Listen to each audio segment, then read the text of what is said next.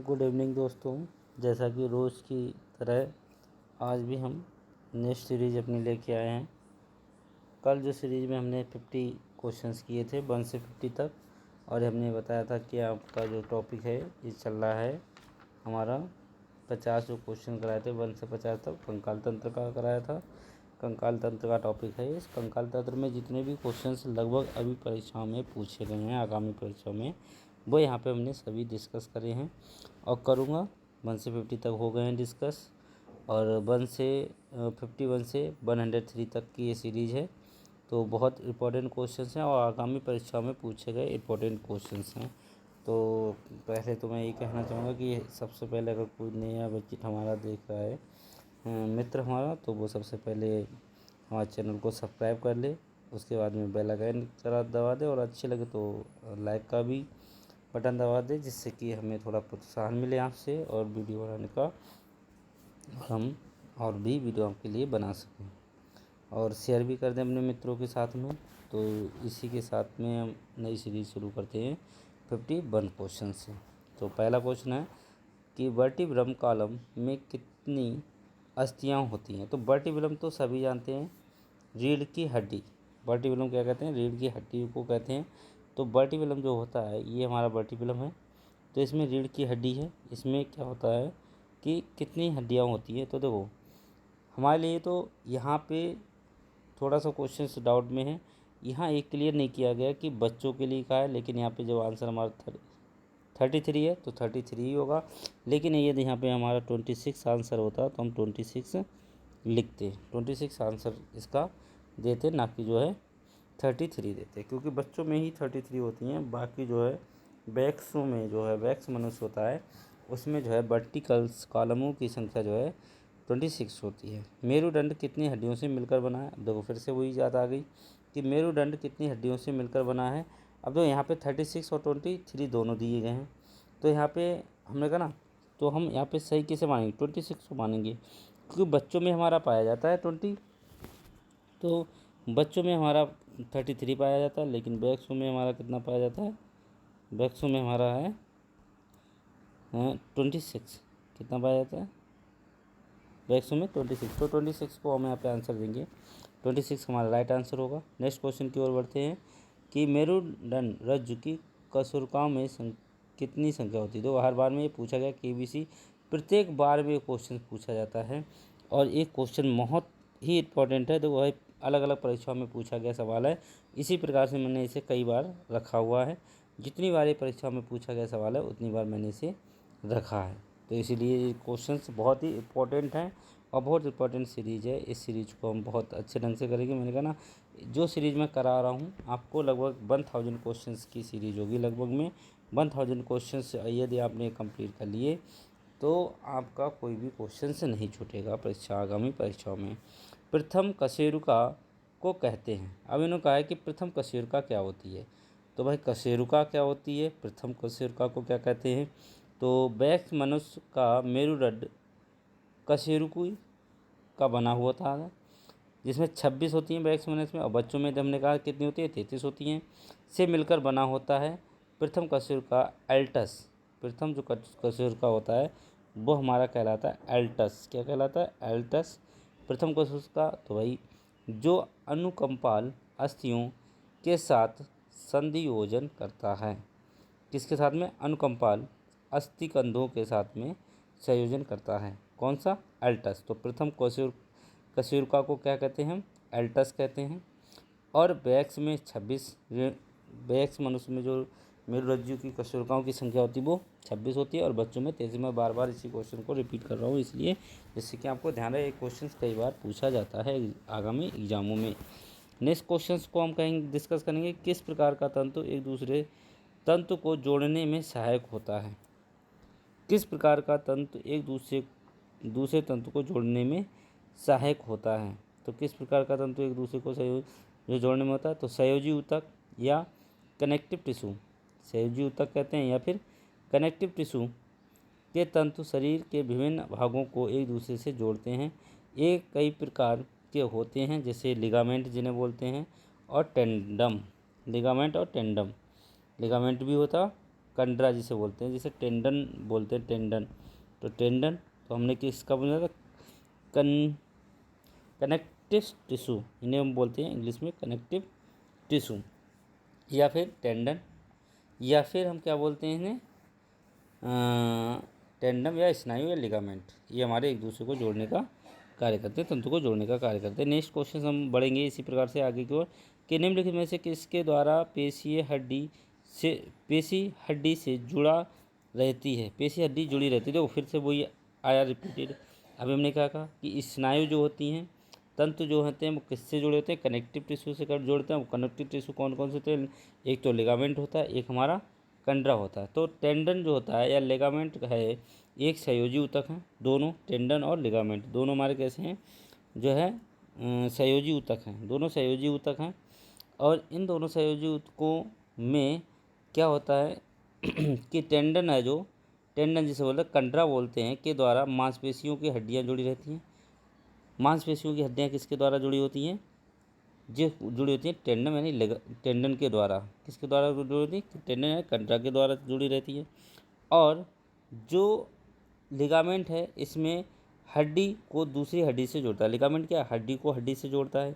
और पेशियों को कौन जोड़ता है, टेंडन जोड़ता है। तो टेंडन हमारा क्या आ जाएगा, पेशी के लिए आ जाएगा। तो यहाँ पे राइट आंसर हो गया टेंडन।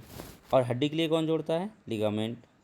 ये ध्यान रखना है, हड्डी से हड्डी जोड़ने के लिए लिगामेंट और पेशी से पेशी जोड़ने के लिए टेंडन का जो है कनेक्टिव टिश्यू होते हैं।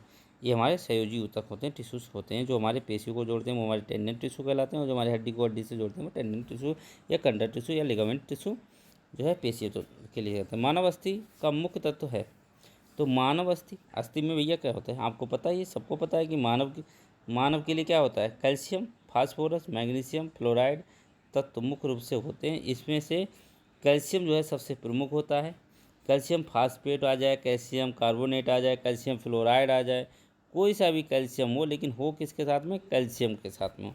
तो आपका कभी भी आपसे पूछा जाए कि मानव अस्थि का मुख्य तत्व क्या है, तो आपको calcium, calcium phosphate, calcium carbonate, calcium fluoride, कुछ भी आपको दिया हो आप उसमें टिक कर देंगे, ये आपका आंसर सही जाएगा। नेक्स्ट क्वेश्चन हम आगे बढ़ते हैं कि दांतों तथा हड्डियों में पाए जाने वाला तत्व। अब देखिए दांतों में क्या होता है भाई, मैंने कहा ना कैल्शियम और फास्फोरस। दांतों में सबसे ज़्यादा क्या पाया जाता है, कैल्शियम और फास्फोरस। तो दांतों में पाए जाने वाला सबसे ज़्यादा क्या है, कैल्शियम और फास्फोरस। अस्थियों तथा दांतों में सहायक होते हैं। इनकी कमी से क्या होता है कि अस्थि व दांत जो होते हैं बीमारियों रहित हो जाते हैं, बीमारियां उनमें लग जाती हैं। कैल्शियम रक्त जमने व पेशी के कसाव की क्रिया में भी सहायक होता है, पेशी को आराम से जो है बढ़िया रखता है।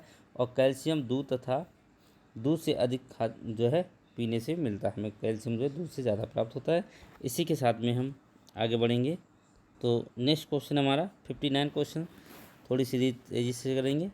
निम्न में से कौन सा खनिज 59 निम्न में से कौन सा खनिज हड्डियों और दांतों के लिए उपयोगी। अभी हमने बताया कि कौन सा खनिज है, तो वो हमारा क्या है भाई, कैल्शियम और फास्फोरस है। कैल्शियम और फास्फोरस, ओ सॉरी यहाँ पे 59 का क्वेश्चन का है, कैल्शियम और फास्फोरस।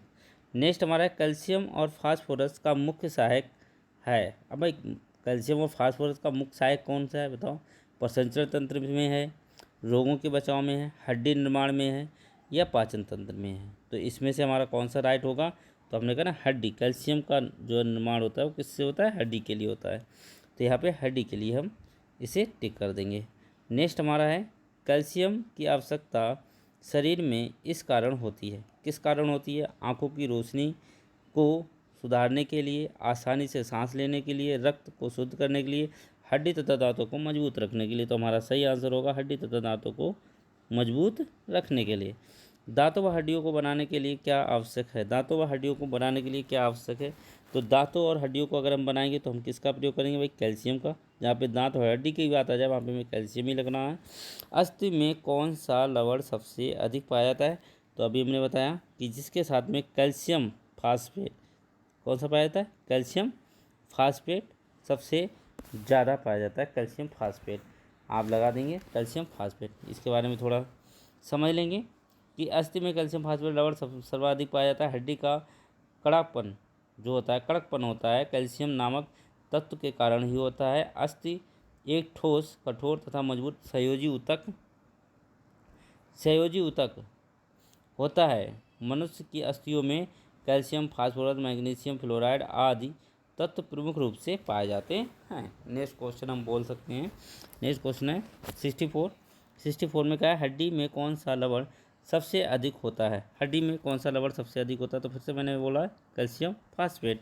कई बार पूछा गया है सवाल है, और हर एक आज आगामी परीक्षा में ईपीटीजीटी में तो सबसे ज़्यादा ये सवाल पूछा गया है, ईपीटीजीटी, और आपका सबसे ज़्यादा केवीएस टीजीटी में भी पूछा गया है कई बार एक और सवाल। हड्डी का कड़कपन किस तत्व के कारण होता है, किस तत्व के कारण होता है भाई, यहाँ पे कैल्शियम के कारण होता है। किसके कारण होता है, कैल्शियम के कारण होता है। नेक्स्ट क्वेश्चन की ओर बढ़ते हैं, 66 क्वेश्चन की ओर बढ़ेंगे कि हिमरस हड्डी स्थित है। अब हिमरस हड्डी क्या है, तो और ये कहाँ होती है भाई, ऊपरी लिम्ब में होती है, निचला लिम्ब में होती है, पीठ में होती है, या इनमें से कोई नहीं, कहीं नहीं होती है। तो भाई हिमरस हड्डी है तो ये तो हिमरस से है। तो हिमरस जो हड्डी होती है वो ऊपर लिम्ब या ऊपर की बाहों में पाई जाती है। जो ऊपर बाहें हमारी होती है, कंधे और कोहनी के बीच की जो बाह होती है उसमें हमारी हिमरस हड्डी पाई जाती है। और जबड़े की हड्डी को हम यहाँ पे क्या कहते हैं, जबड़े की जो हड्डी होती है उसे बोलते हैं मैंडिबल हड्डी।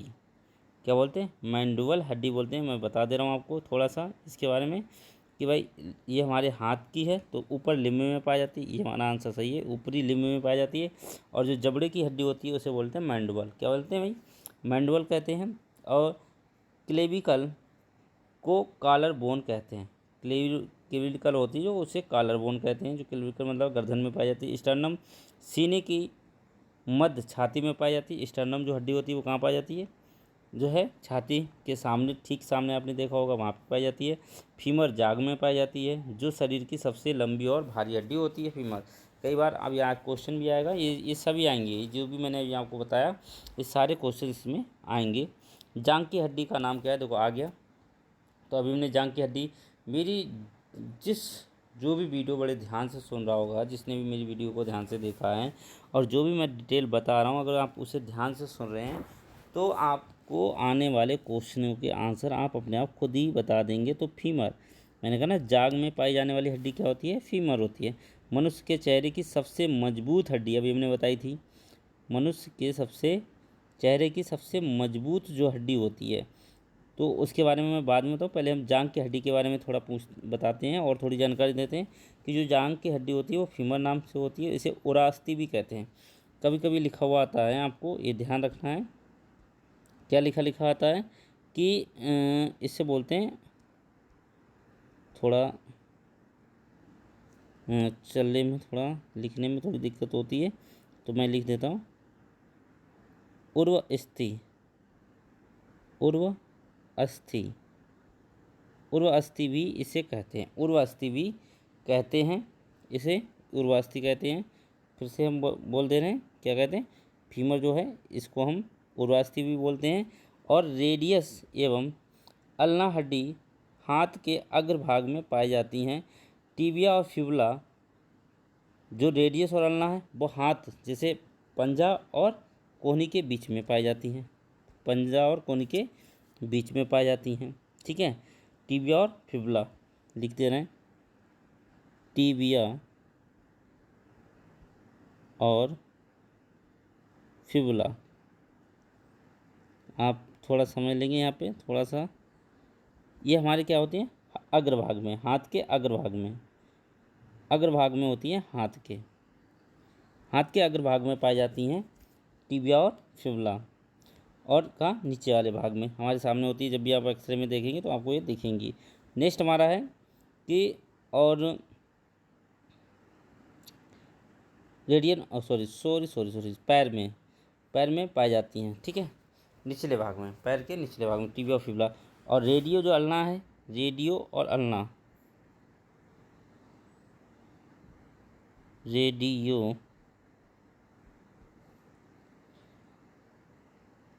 व अल्ना,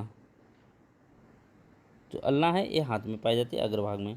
तो टिबिया, फिबुला और रेडियो अल्ना, इस चार हड्डी हमने और आपको बताई हैं। इसके बाद में क्रेनियम हड्डी जो होती है, क्रेनियम हड्डी आपने देखा होगा,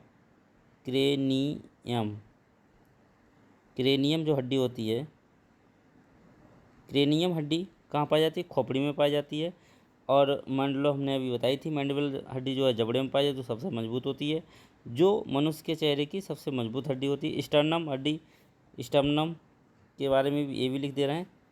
स्टर्नम जो होती है, स्टर्नम हड्डी ये हमारी कहाँ पाई जाती है? छाती में पाई जाती है। कहाँ पाई जाती है?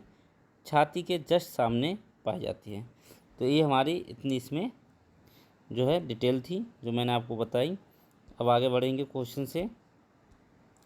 अब यहाँ पे कौन सा हो गया? तो भाई कौन सी हड्डी हो गई जांघ में? हड्डी हमारी हो गई फीमर। नेक्स्ट है क्वेश्चन, हम बढ़ेंगे, मनुष्य के चेहरे में सबसे मजबूत हड्डी होती है। अभी हमने बताई कौन सी होती है भाई, अभी मैंने पूरी डिटेल बताई आपको। मैंडिबल, मैंडिबल जो है सबसे मजबूत हड्डी होती है, बार बार नहीं बताएंगे। मानव शरीर में फेशियल हड्डी की सब संख्या होती है। तो मानव शरीर में जो फेशियल हड्डी होती है, मतलब चेहरे में कितनी हड्डी होती हैं, तो इनके बारे में हम पढ़ेंगे। तो मानव शरीर में कितनी होती हैं? 14 हड्डियाँ होती हैं। कितनी होती हैं? 14 की लिखी हैं, ये लिखी हैं 14 हड्डियाँ होती हैं। अब इसके बारे में थोड़ा डिटेल में जानेंगे कि क्या क्या होता है। मानव शरीर में 14 हड्डियाँ होती हैं। पहली बात तो कान में 6 हड्डियाँ पाई जाती हैं। कान जो होते हैं हमारे, इसमें कितनी हड्डियाँ पाई जाती हैं? 6 हड्डियाँ पाई जाती हैं, ठीक है। और यह छोटी हड्डी है, कौन सी? जो है ये कान की जो हड्डियाँ होती हैं वो 6 जो है सबसे छोटी हड्डियाँ होती हैं, और जिन्हें श्रावण हड्डियाँ या कान की हड्डियाँ कहते हैं, यानी इनसे हम सुनते हैं। श्रावण हड्डियाँ भी बोलते हैं और कान की हड्डियाँ भी कहते हैं। अब इसमें क्या होता है कि अब जो पसलियाँ हैं, पसली हमारी होती हैं, तो पसली जो होती हैं वो हमारी 24 जो है, आपने कभी पसलियाँ सुना होगा कि पसलियाँ होती है हमारी, तो वो 24 होती हैं टोटल।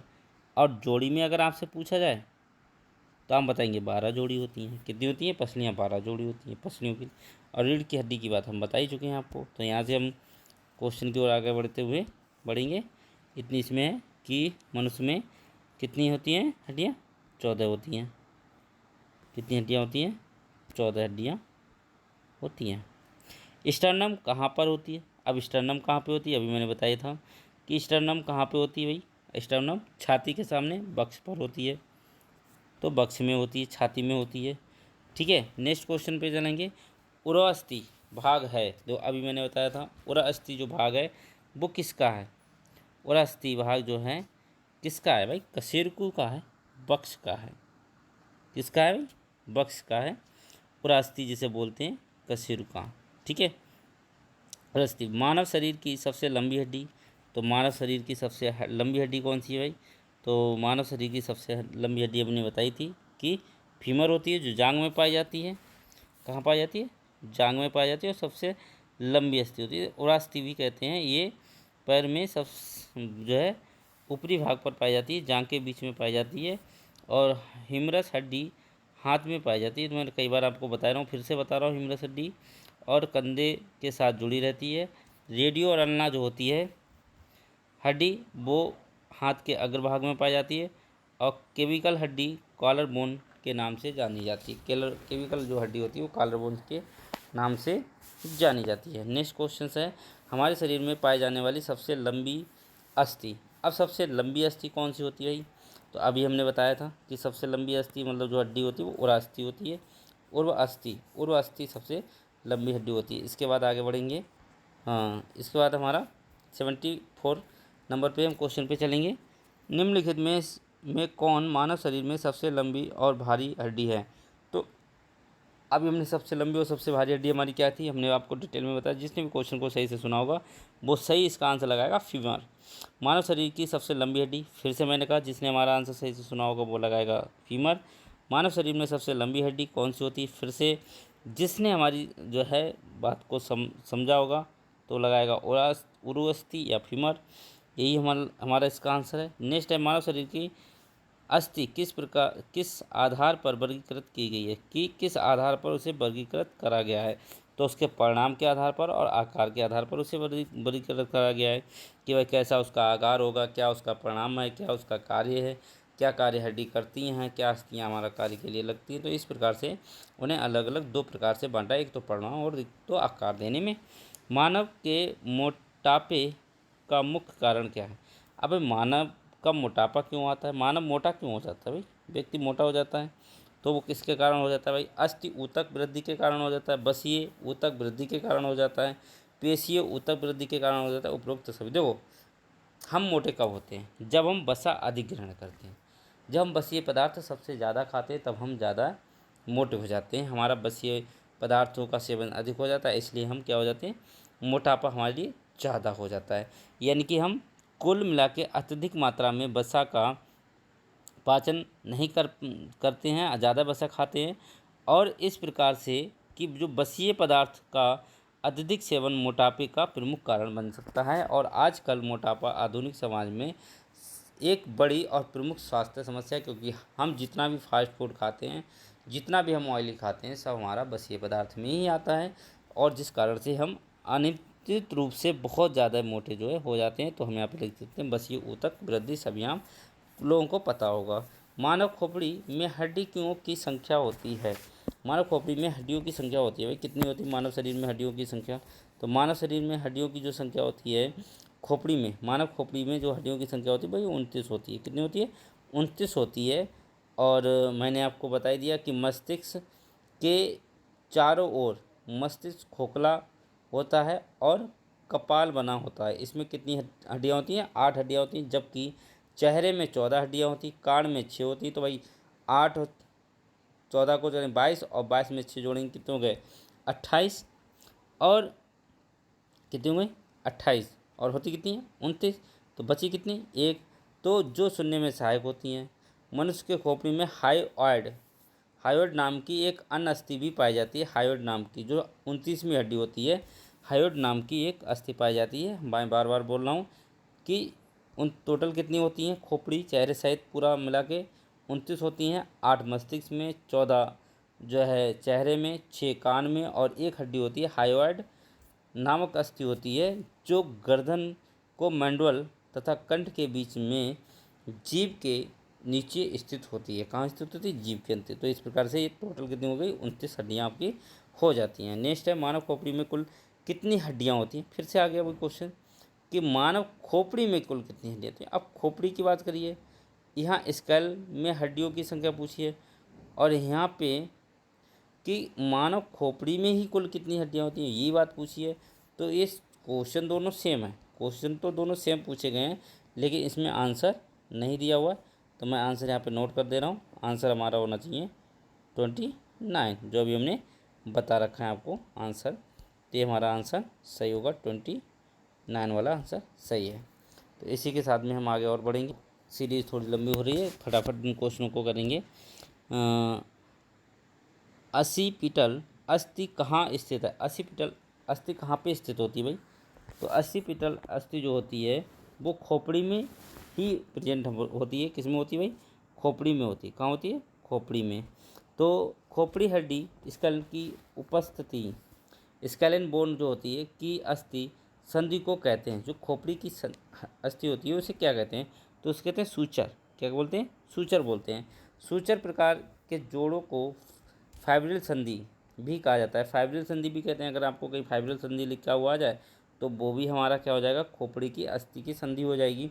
ठीक है, संधि को हम फाइब्रिल भी कहते हैं, क्योंकि ये जोड़ फाइब्रल ऊतकों के द्वारा आपस में जुड़े रहते हैं, और ये पूर्णतया अचल होते हैं। ये बिल्कुल नहीं हिलते डुलते हैं, बिल्कुल अचल होते हैं। इन जोड़ों में किस प्रकार का कोई भी गति नहीं होती है किसी प्रकार की, और इस प्रकार के जोड़ हमारा खोपड़ी तथा चेहरे में जैसे जबड़े को छोड़कर पाए जाते हैं, सब में पाए जाते हैं। जबड़े तो हमारा मूवमेंट करते हैं, लेकिन जबड़ों में ये नहीं पाए जाते हैं।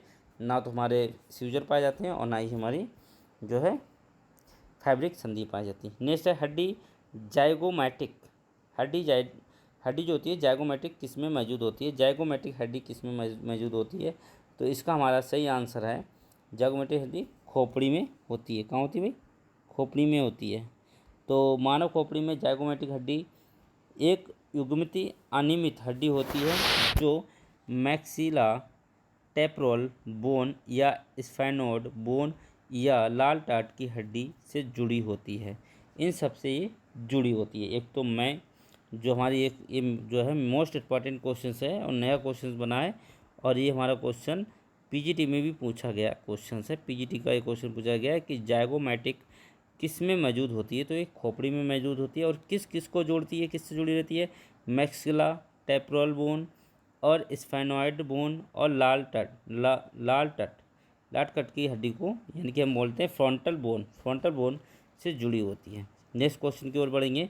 पैराइटल अस्थि, ये टीजीटी में पूछा गया सवाल है 2021 में, पिछली बार ही पूछा गया सवाल है। स्थित है, पैराइटल अस्थि स्थित है, तो पैराइटल अस्थि जो स्थित है वो कहाँ स्थित होती है, वो हमारी खोपड़ी में होती है। कहाँ स्थित होती है, खोपड़ी में स्थित होती है। पैराइटल हड्डी कहाँ स्थित होती है, खोपड़ी में स्थित होती है। पैराइटल अस्थि को पार्श्व अस्थि या खोपड़ी में भी जो पार्श्व अस्थि हो उसे कहते हैं, जो कपाल की ऊपरी व पार्श्व दीवारों पर का निर्माण करती है। मानव शरीर की सबसे छोटी हड्डी पता ही है आपको, ये भी हमारा यूपीटीजीटी 2004 में पूछा गया। स्पेस क्या है, स्टेपेज सबको पता है। स्टेपेज अस्थि शरीर की किस भाग में पाई जाती है, तो ये कान की हड्डी होती है, सबसे छोटी हड्डी होती है। ठीक है, नेक्स्ट क्वेश्चन की ओर पढ़ेंगे। रेडियो अल्ना अस्थि जिस अंग में स्थित होती है, तो हमने क्या कहा, अग्रभाग में। किस में होती है, अग्रभाग में। आपको पूरा डिटेल में बता ही चुके हैं कि अग्रभाग में होती है।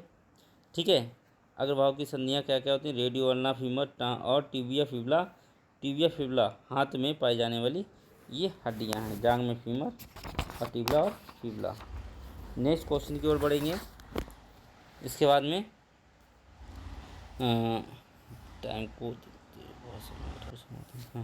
मानव शरीर में हड्डियों को के आधार पर वर्गीकृत कराएं।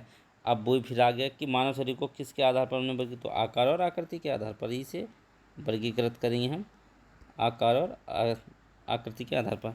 अग्रभाग की दो संधियाँ स्थित हैं, तो भाई अभी हमने बताया अग्रभाग में कौन सी दो अस्थियाँ स्थित हैं भैया, रेडियो और अल्ना। जहाँ रेडियो और अल्ना होगी वो हमारी हो जाएंगी। कौन सी हड्डी पैर का एक हिस्सा नहीं है, भाई पैर में कौन सी हड्डी नहीं पाई जाती है, ये हमें बताना। तो देखो, जो पैर में हड्डी नहीं पाई जाती उस हड्डी का हमें यहाँ पे नाम बताना है। तो जैसे हमारा है कि हिमरस, तो हिमरस हमारी तो कहाँ पाई जाती है भाई, वहाँ ऊपरी वहाँ के ऊपरी भाग में पाई जाती है हिमरस। और देखो फिबुला है, टिबिया है, फीमर है, ये सब हमारी जो है किस में पाई जाती हैं, पैर में पाई जाने वाली हड्डियाँ। निम्नलिखित में से कौन सी ऊपरी भाग की हड्डी है, भाई ऊपरी भाग की हड्डी कौन सी है ये हमें बतानी है। ऊपरी भाग की हड्डी भाई कौन सी है, तो इसमें हमारी है कौन सी है, प्रेडिका। देखो हिमरस, प्रेडिका मतलब उसका हिंदी वर्णन हो गया और इंग्लिश में कहते हैं हिमरस। तो दोनों शब्द हमें याद रखने हैं, हिंदी और इंग्लिश का। हो सकता है कि हमें जो है हिंदी में दे दिया जाए, प्रेडिका दे दिया जाए। तो असफल अस्थि स्थित होती है, असफल जिसमें स्कैपुला जिसे बोलते हैं, असफलक हड्डी यानी एस्पुकुला अस्थि स्थित होती है। यह है कहाँ पे भाई स्थित होती है, इसका हमें आंसर बताना है। तो हमारी ये ऊपरी पीठ पर, हमने ना गर्दन के पीछे, गर्दन के पास में हमारी ये पाई जाती है, कंधों के ठीक स्थित होती है, कंधों के ठीक नीचे स्थित होती है ये हमारी, जिसे हम बोलते हैं स्कैपुला हड्डी, असफलक हड्डी। मानव अस्थि पंजर के घुटने, हाथ और पाँव में पाई जाने वाली अस्थियाँ होती हैं। भाई कहाँ कहाँ पाई जाने वाली, देखो एक तो घुटने और हाथ और पाँव में पाई जाने वाली अस्थियाँ कहलाती हैं। जो घुटने में भी हो, पाँव में भी हो, तो इन्हें क्या बोलते हैं, इन्हें बोलते हैं कांड्रा अस्थि। क्या बोलते हैं भाई, कांड्रा अस्थि।